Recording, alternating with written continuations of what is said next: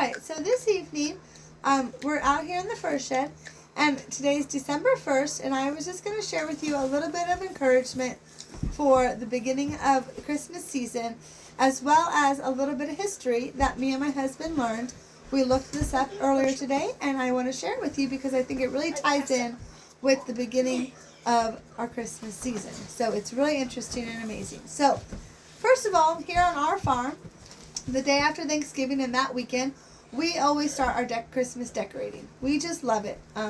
We love the lights, the trees, you name it, we love it. So we always cut down our Christmas tree, which you can check back on my channel for another video and a little short about us finding our Christmas trees. We go to our goats' summer pasture and we walk around and we find it and we cut them down. And so, but you can look at that as another video. But anyway, so we have that. We did that. My husband put up the lights today. We've decorated the fur shed today, which you can go look back to my channel and see the video. I showed you all of the aspects of that, which is really exciting.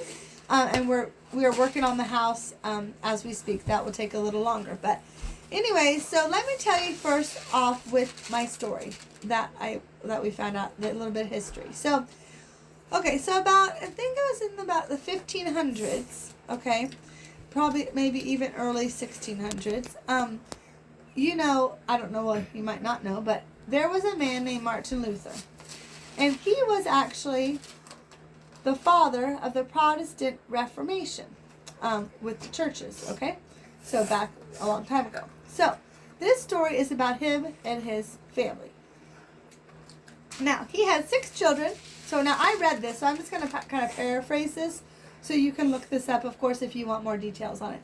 So the way my summary is going to go is this, is that he had 6 children, and he wanted to celebrate Christmas season, kind of special, you know, do something special for his kids, but also kind of celebrate Jesus' birth in a different way than what other people at that time did.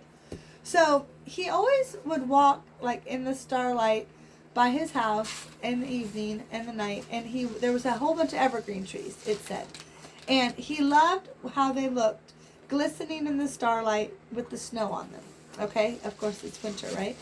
And he just loved that. He just loved how they looked. It was peaceful to him. He just loved it. So one day he decided, well, you know what? I'm going to cut one of these trees down, and I'm going to bring it into my house.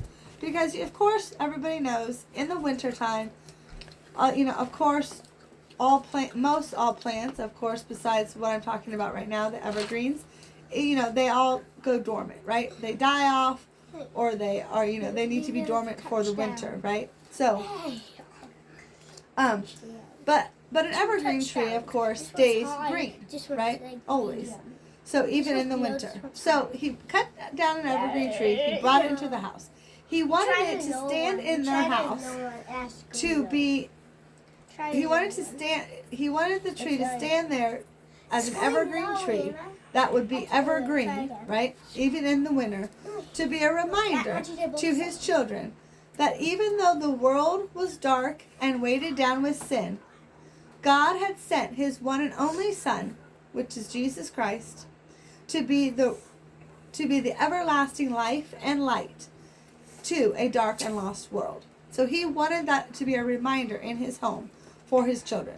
And what a wonderful way to celebrate Jesus' birth on top of the other things that nowadays we do. But back then, of course, you know, they didn't, you know, probably didn't, not nearly as much as what we have now.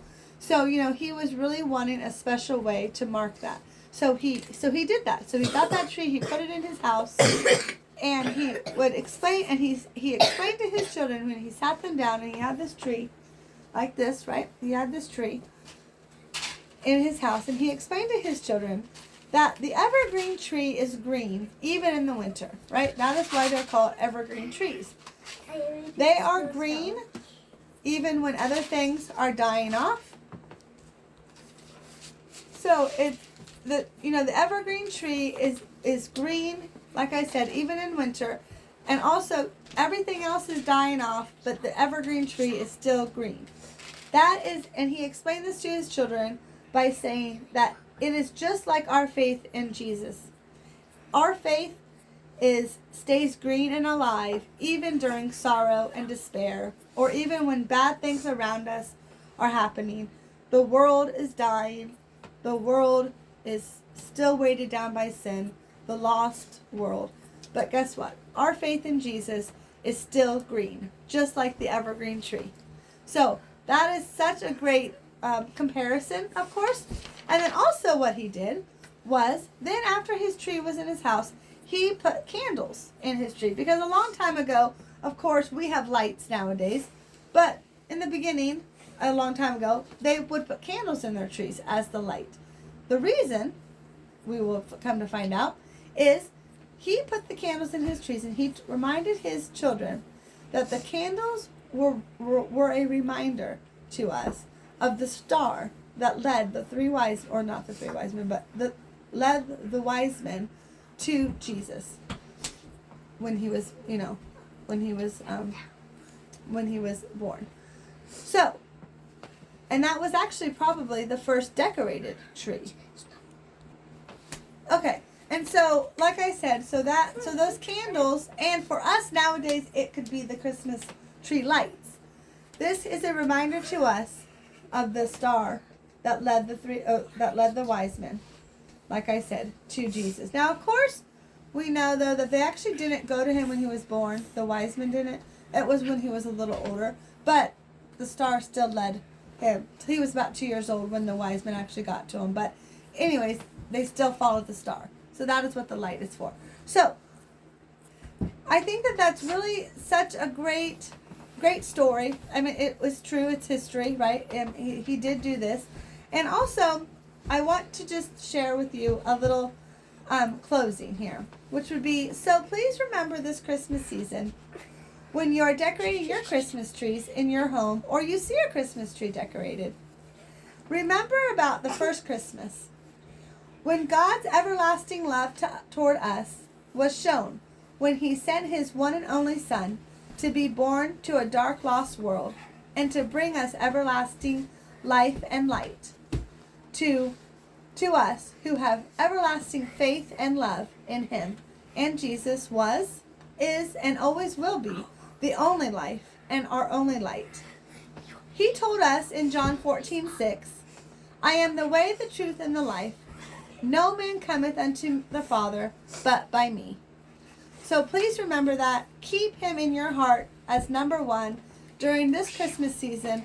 Remember that he lives in us. If you believe in him and you have accepted his free gift of salvation, then please remember that his light shines through you to others, just like he was to us. He's our light. Now we can be it to others.